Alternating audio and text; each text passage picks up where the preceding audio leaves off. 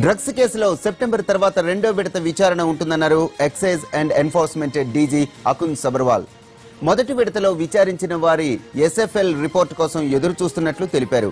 ఆ నివేదిక రాగానే ఛార్జ్షీట్ దాఖలు చేస్తామని అన్నారు. విచారణ ఆగిపోలేదని, పారదర్శకంగా సాగుతోందని తెలిపారు. తమపై ఎవరి ఒత్తిళ్లు లేవని స్పష్టం చేశారు అకున్ సబర్వాల్.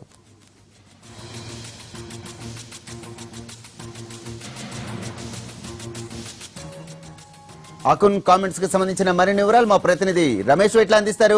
రమేష్ వైట్ల, అకున్ సబర్వాల్ అసలు కేసు గురించి ఏం చెప్పారు? డ్రగ్స్ కేసు సంబంధించి క్లియర్ కట్ గా కొన్ని విషయాలని అకున్ సబర్వాల్ చెప్పడం జరిగింది. ఈ కేసు సంబంధించి ఇప్పటికే పూర్తి స్థాయిలో దర్యాప్తు పూర్తయింది. మొత్తానికి 11 కేసులు నమోదు చేశాము. అన్ని 11 కేసులకు సంబంధించి ఛార్జ్ షీట్ వేయడానికి పూర్తిగా ప్రయత్నాలు చేస్తున్నామని చెప్పారు. అయితే మరొక కీలకమైన విషయాన్ని కూడా అకున్ సబర్వాల్ చెప్పడం జరిగింది. ఇప్పటికీ గ్లామర్ స్పాట్ అంటే సినిమా వాళ్ళకు సంబంధించిన విచారణ పూర్తయిపోయింది. సినిమా వాళ్ళు మీకు మీదట విచారించే అవకాశం లేదు అని చెప్పి అతను పూర్తిగా డైరెక్ట్ చెప్పడం జరిగింది. అంతేకాకుండా గ్లామరస్ స్పాట్ విచారణ పూర్తయిన నేపథ్యంలో మిగతా విచారణ సంబంధించి దాని మీద దృష్టి పెట్టాం. త్వరలోనే దానికి సంబంధించి పూర్తి స్థాయిలో దర్యాప్తు కొనసాగుతుందని చెప్పడం జరిగింది. అది మరోవైపు చూసినట్లయితే దీనికి సంబంధించి మొత్తం 11 కేసుల వరకు నమోదయ్యాయి. ఈ కేసులకు సంబంధించి ఎవరైతే అరెస్ట్ చేశారో, తర్వాత ఇప్పటికి విచారించబడ్డారో వాటికి సంబంధించిన నివేదిక అంటే ఇప్పటికీ కొన్ని షాంపిల్స్ చాలా వరకు కూడా డ్రగ్స్ ని ఎక్కడైతే సీజ్ చేశామో డ్రగ్స్ అన్నిటిని కూడా ఇప్పటికే ఎఫ్ఎస్ఎల్ పంపించడం జరిగింది. తర్వాత కొంతమంది రక్త నమూనాలను సేకరించి ఉన్నాం. ఆ నమూనాలు అన్నింటినీ కూడా ఇప్పటికే ఎఫ్ఎస్ఎల్ పంపించున్నాం. ఆ రిపోర్ట్స్ ఇంకా రావడానికి కొంత సమయం పడుతుంది. రిపోర్ట్స్ వచ్చిన తర్వాత వచ్చే నెల నుంచి కావచ్చు, లేకుంటే అవతల వచ్చే నెల నుంచి ఛార్జ్ షీట్లు వేయడం మొదలు పెడతాం. మొత్తానికి సెప్టెంబర్ లోగా మొత్తం ఛార్జ్ షీట్లన్నీ పూర్తి చేసిన తర్వాత రెండో దఫా విచారణ కూడా తాము మొదలు పెట్టుకున్నట్టుగా అతను క్లియర్ కట్ చెప్పడం జరిగింది. Thank you Ramesh. ఉస్మానియా ఆసుపత్రిలో జూనియర్ డాక్టర్లు సమ్మె విరమించారు. వైద్య ఆరోగ్య మంత్రి లక్ష్మారెడ్డి ఇచ్చిన హామీల్ని నెరవేరుస్తామన్నారు ఆసుపత్రి సూపరింటెండెంట్ జీవీఎస్ మూర్తి. దీంతో సమ్మె విరమించి విధులకు హాజరయ్యారు జూడాలు.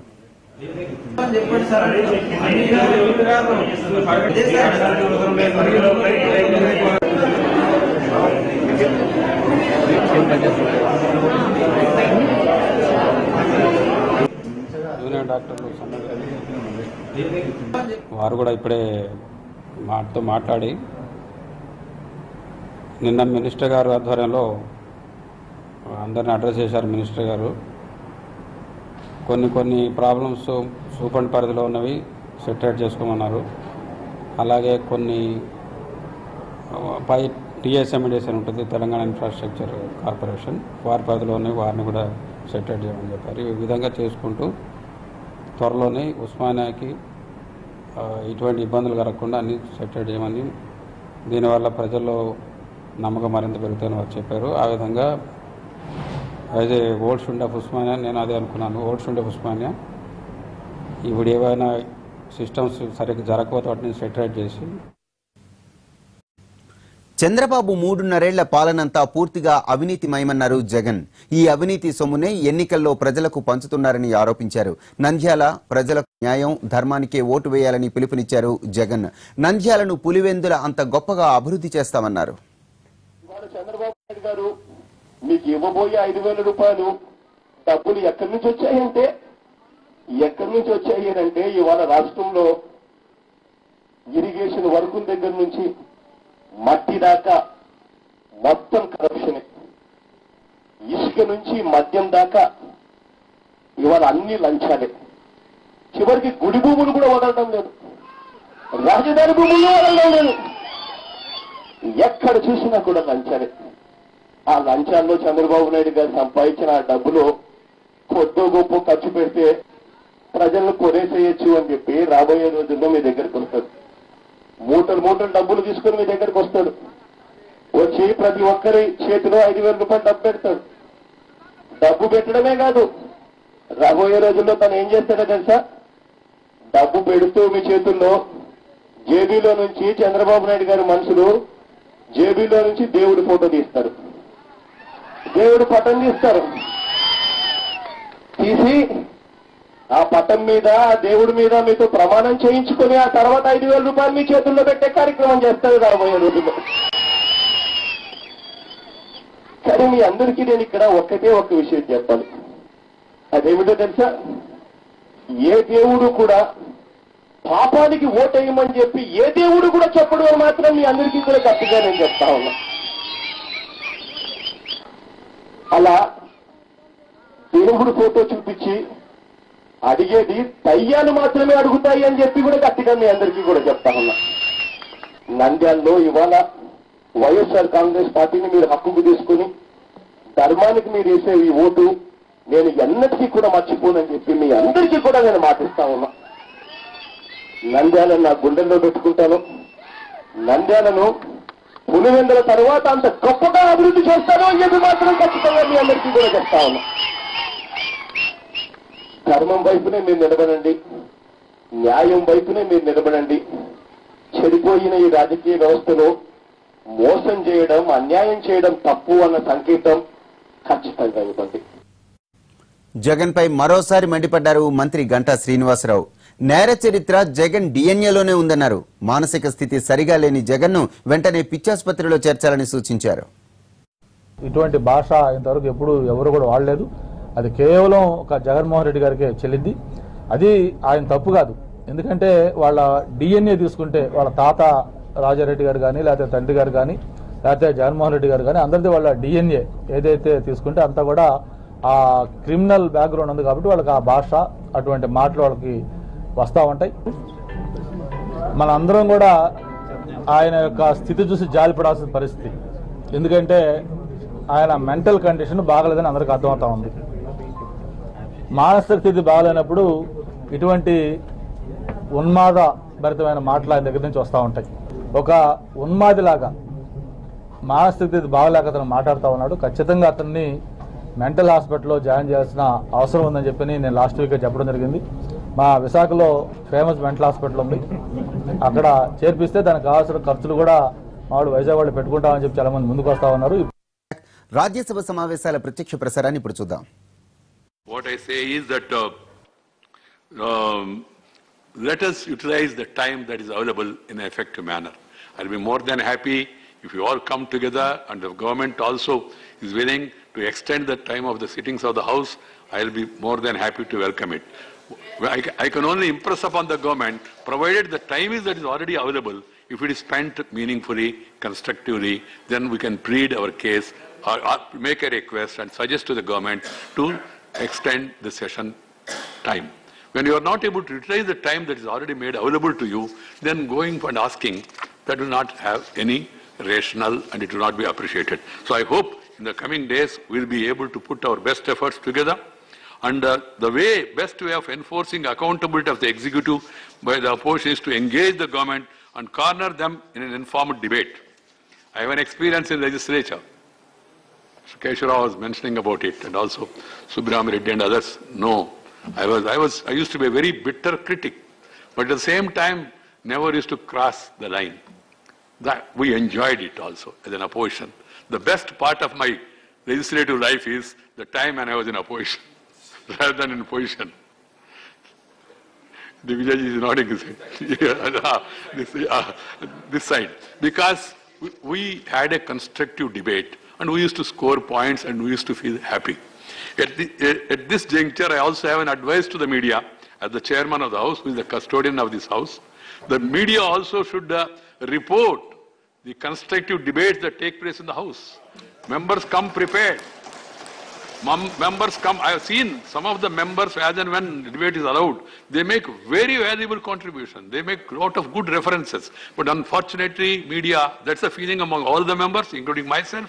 The media is only giving weightage to sensationalism, to negativism, to controversies, and to dramatics rather than realistic attitude. So I have a suggestion to the media. Media is free. We are in independent India. I can't direct them. But the only thing is I can convey to them from this chair in the beginning of this, my tenure, please focus more on constructive debate. I want to share with each one of you, when I came here to this house, I was asked to speak on agriculture, which was my favorite subject. I prepared myself, went to the library, gone through Swaminathan Commission recommendation, gone through so many reports and speeches of Acharya Ranga, the great agriculture farmer raider and all. And after a lot of effort, I prepared and came here to the house and I was allowed thanks to the chairman at that time, I was given 52 minutes time. Because at that time, that party which I belonged, they also had substantial time. They are colleagues. Everybody came to me. Even Swaminathanji himself and Sharad Pawarji, Ram Gopal Yadavji, Raja and all, they complimented for my speech. Next day, to my disappointment, there is no mention except one paper said Mr. Venkaiah Naidu spoke elaborately on agriculture problems. So there is a heart burning among the members. You report what is happening here. I am not saying, I have no right to advise you that way. But at the same time, report what also is positively happening in the House, what is being constructively debated. That is the duty, sacred duty of the media also. So I thought I should give this advice from the chair to the friends from the media also. Because mere sensationalism alone is not going to happen. And one headline is not going to be a deadline. The main line is the thinking of the parliamentarians and the corrective decision of the parliamentarians. That is the main line. That has to be taken care. Friends, we as a upper house, we must show the way forward to other legislatures across the country. As a member of this August House for more than 19 years, and most of it as an opposition member, I am aware of the sensitivity of both the sides of the House, the rules of business, the rights and privileges of the honourable members, the feelings and even frustrations on some occasions. I am also conscious that eminent persons like Dr. Sarvepalli Radhakrishnan, Dr. Zakir Hussain, Justice Hidayatullah, Sri R. Venkatramanji, Dr. Shankardayal Sharma, Sri K.R. Narayanan, Sri Bairan Singh Shekhawatji, and others had presided over the proceedings of this August House with the distinction. We have also been fortunate to observe Sri Hamid Ansari, the outgoing Vice President, who had a diplomatic career and who conducted this House. That's all there in front of us. My immediate predecessor, Sri Hamid Ansari, did so for 10 years. It shall be my endeavour to uphold the traditions and standards set by these worthy people. All that I am also happy to have enabled an experienced colleague and deputy, Sri P.J. Kurian, because I have seen him taking most of the suffering from the chair, at the same time normally not losing cool and maintaining balance and trying to sometimes because the gravest provocation, after all, everybody is a human being, is not God, is also a human being. All that I would like to appeal to the honourable members on this occasion is that keep in mind the poorest of the poor who is wanting to be recognized. The poorest of the poor of the country, they need to be recognized, their voice to be heard, their aspirations has to be understood and they have to be met. That should be uppermost in our mind, and they should not be deprived of their rightful opportunity, which is guaranteed under the Constitution, which is part of our parliamentary democracy. Friends, let us be guided by the shining principles of our Constitution, the ideals of freedom struggle, the noble thoughts of great souls like Mahatma Gandhi, Dr. B.R. Ambedkar, and all other leaders who gave their sweat and blood for bringing our country this far. Always be reminded of the great speeches made by great leaders. As a legislator, I used to go to library and read what Indrajit Gupta ji has said, what Bhupesh Gupta ji has said, what Nadpa ji has said, what Vajpayee ji has said, what Pidu Modi has said, what Mini Mosani has said, what Acharya Ranga has said in the assembly, what Tenet Viswanathan ji has said, what Gautu Latsana has said, what are used to be the great speeches of Anna, of Tamil Nadu. These things I keenly observed. That really brought me to this place. I am sharing with you. I am opening my mind and sharing with you. Otherwise, I have no support of dynasty. I have come from a very humble family. And from there to reach here was, one is hard work, second is study.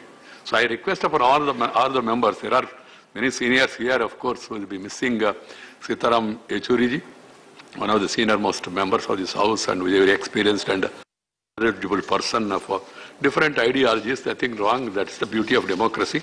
So friends, we must all work hard to get the due place in the Committee of Nations and ensure smile on the face of every citizen. Let us be guided by the right of the people for a better future. There is certain new sense of purpose and urgency being demonstrated by the union and state governments in a spirit of competitive and cooperative federalism. I am happy the Honorable Prime Minister has given a call that centre and states must work as Team India. Team India. That is the need of the hour. Not only centre and state, but also the local bodies. Keeping in view the spirit of the 73rd and 74th Constitutional Amendment, where the powers to be given to the lower level of the democratic system, 3 Fs, funds, functions and functionaries, should be transferred to the local bodies also, be it panchayats or municipalities. That should be our guiding principles. So keeping that in mind, we must start from ourselves. We must all work in the spirit of a competitive and cooperative federalism to quicken the pace of development, to offer more opportunities to people for bettering their lives. Let us play the role of a catalyst in fulfilling this national quest. I would like to assure you that it shall be my endeavour to uphold the dignity of the office of Vice President of India, Chairman of the Rajya Sabha, and live up to the trust you have reposed in me. I am at your service and always open to your suggestions for improving the functioning of this august House as per your corrective wisdom. In the end, I would like to remind the honourable members of the resolution adopted by this august House at the special session of the occasion of the Golden Jubilee of our independence in 1997. After 50 years of independence, both the houses they sat together, discussed elaborately, and approved a pledge. The members resolved to preserve and enhance the prestige of the Parliament by conscious and dignified conformity to the entire regime of rules of procedure and conduct of the business of the houses and direction of the presiding officers. Some of the members have suggested that the tradition of not passing the bill in din should be continued. I hope that there won't be any scope for such a situation. No din and then no passage of bill in a din. Both can go together. If you have a quiet atmosphere and if you have a meaningful discussion, then we can pass the legislation after thorough discussion. That's how I think about it. Friends, I again conclude by saying, recalling what Sri Pranab Mukherjee ji, the outgoing president, has said, let us discuss, debate, discuss and decide. Let us forget, disrupt. I would like to thank you all from the bottom of my heart for giving me this opportunity. Namaskar. Thank you, sir. Let's say this from the Lord. ఉపరాష్ట్రపతిగా ప్రమాణ స్వీకారం చేసిన అనంతరం రాజ్యసభలో chairman గా తొలిసారి వెంకయ్య నాయుడు మాట్లాడారు. ఇంతవరకు ఆ ప్రత్యక్ష ప్రసారం చూద్దాం. ఇప్పుడు రోజా మాట్లాడుతున్నారు, ఆ లైవ్ చూద్దాం. ఈ రోజు తెలుగుదేశం పార్టీ వాళ్ళు తెగ గింజుకుంటున్నారే, ఏదో జగన్ గారు కాల్ చేయమన్నారు, ఉరిదీసేయమన్నారని. నిజంగా మీ మనసాక్షి మీద చేతులు వేసుకుని ఆ వీడియోలు సక్రమంగా ప్లే చేసి చూడండి. ఈ రోజు 600 హామీలు ఇచ్చి రైతుల్ని, డ్వాక్రా మహిళల్ని, నిరుద్యోగుల్ని, పెన్షన్లు తీసుకునే వృద్ధుల్ని, వికలాంగుల్ని, వితంతువుల్ని కూడా మోసం చేస్తున్న నీలాంటి వాణ్ణి నంద్యాల ఓటర్లు జడ్జి స్థానంలో కూర్చొని కాల్ చేయమని చెప్పినా తప్పులేదు అన్నాడు, ఉరి తీయమని చెప్పినా తప్పులేదు అన్నాడు. ఈరోజు తప్పు చేసిన వాడికి కోర్టులో జడ్జి తీర్పునిస్తారు. అలానే జడ్జి గారి దిష్టిబొమ్మలు కాల్ చేస్తారా? ప్రజా కోర్టులో ప్రజలే జడ్జిలు, వాళ్ళు ఇచ్చే తీర్పును మనం గౌరవించాలి. ఈరోజు చంద్రబాబు నాయుడు గారి పార్టీలో ఉన్న వాళ్ళందరూ ఎగిరెగిరి పడుతున్నారే. ఈరోజు మేము అనింది చాలా తక్కువ. రామాయణంలో రావణాసురుడు ఉన్నారు, తండ్రిని చంపిన ఔరంగజేబుని చూసాం, అలాగే గాంధీని కాల్ చేసిన గాడ్సేని కూడా చూసాం. కానీ వీళ్ళందరికంటే నీచమైన వాడు చంద్రబాబు నాయుడు అని ఆయనకి పిల్లనిచ్చిన మామ ఎన్టీ రామారావు గారే చెప్పారు అంటే ఇక ఆ తర్వాత ఎవరు ఎన్ని చెప్పినా కూడా తక్కువే. ఈరోజు అధికారం కోసం తోడల్లుడైనా, మరదలైనా, బావైనా, అల్లుడైనా ఎవరినైనా కరివేపాకులాగా వాడేసుకొని తన మీడియాతో వాళ్ళ మీద బురద జల్లేసి రోడ్డు మీద వదిలేసే క్యారెక్టర్ చంద్రబాబు నాయుడు గారిదని అందరికీ తెలుసు. ఈరోజు నేను అడుగుతున్నాను, ఏదో గించుకొని మేము ఈ శిక్ష వేయమన్నాము ప్రజల్ని అని చెప్పేసి మీరు మాట్లాడుతున్నారే, సరే మీరే చెప్పండి చంద్రబాబు నాయుడు గారికి ఏ శిక్ష వేద్దాము? తన పబ్లిసిటీ పిచ్చితో 29 మందిని గోదావరి పుష్కరాల్లో చంపేసి ఆ వీడియో ఫుటేజ్ని కూడా అరెస్ట్ చేసిన చంద్రబాబు నాయుడు గారికి ఏం శిక్ష వేయాలో తెలుగుదేశం పార్టీ వాళ్ళని చెప్పమనండి. కాల్ మనీ సెక్స్ రాకెట్ లో ఆడవాళ్ళని వ్యభిచార కూపంలో దించేసిన కాల నాగులకి అండగా ఉన్నందుకు చంద్రబాబు నాయుడికి ఏం శిక్ష వేయాలో తెలుగుదేశం పార్టీ నాయకుల్ని చెప్పమనండి. రాజధానిలో రైతుల భూములు లాగేసుకుని ఈరోజు రైతుల్ని, రైతు కూలీల్ని, దళితుల్ని అన్యాయంగా రోడ్డున పడేసిన చంద్రబాబు నాయుడిని ఏ శిక్ష వేయాలో తెలుగుదేశం పార్టీ వాళ్ళని అడగండి. అలాగే మీరు చూస్తే ఈరోజు కాలేజీ చదువుకోవడానికి వచ్చిన చదువు తల్లులు ఆడపిల్లల్ని చంపేస్తున్న నారాయణ, చైతన్య కాలేజీలకి అండగా ఉన్న చంద్రబాబు నాయుడు గారికి ఏ శిక్ష వేయాలో తెలుగుదేశం పార్టీ వాళ్ళని చెప్పమని చెప్పండి. ఈరోజు రైతు రుణమాఫీ చేస్తానని మోసం చేసి ఈ రాష్ట్రంలో 1240 మంది రైతులు ఆత్మహత్యలు చేసుకునే విధంగా చేసిన చంద్రబాబు నాయుడు గారికి ఏ శిక్ష వేయాలో చెప్పండి. డ్వాక్రా మహిళలకు అసలు వడ్డీతో సహా మాఫీ చేస్తానని 6,000 క్యాపిటల్ ఫండ్ ఇచ్చి దానికి కూడా వడ్డీ ముక్కుపుండి వసూలు చేస్తున్న చంద్రబాబు నాయుడికి ఏ శిక్ష వేయాలో చెప్పండి. ఫీజు రీఎంబర్స్మెంట్ ద్వారా చదువుకొని ఎన్నో కలలతో బాబొస్తే జాబ్ వస్తాడని తన కుటుంబాన్ని కాపాడుకోవాలనుకున్న నిరుద్యోగులకి ఈరోజు మొండి చేయి చూపించి నిరుద్యోగ భృతి కూడా ఇవ్వని చంద్రబాబు నాయుడికి ఏ శిక్ష వేయాలో వీళ్ళని చెప్పమనండి. చిన్న పిల్లల నుంచి కాటికి కాలు చెప్పుకున్న ముసలోళ్ళ వరకు అందరినీ సర్వనాశనం చేసేసి ఈరోజు రాష్ట్రాన్ని భ్రష్టు పట్టించిన ఇతన్ని ప్రజాకోర్టులో ప్రజల్ని తీర్పు ఇవ్వమని చెప్పడం కూడా తప్పేనా అని అడుగుతున్నాను. పట్టపగలు తన డిప్యూటీ సీఎం కొడుకు రాజకీయం కోసం మరి పత్తికొండ ఎమ్మెల్యేని పబ్లిక్ గా చంపించిన చంద్రబాబు నాయుడికి ఏం శిక్ష వేయాలో ఒకసారి చెప్పండి. వాళ్ళ భార్య అడుగుతోంది అక్కడ. కాబట్టి చంద్రబాబు నాయుడు గారు ఏదో తనకి మీడియా ఉంది, తనకి నోరు బారేసుకున్న ఎమ్మెల్యేలు, మంత్రులు ఉన్నారు కాబట్టి ఏం చెప్పినా కూడా ప్రజలు నమ్ముతారనుకుంటున్నాడేమో కానీ అసలు కుట్రలకి బ్రాండ్ అంబాసిడర్ చంద్రబాబు నాయుడు అన్న విషయం ఈ రోజు స్పష్టంగా ఈ ఆంధ్ర రాష్ట్ర ప్రజలు తెలుసుకుంటున్నారు.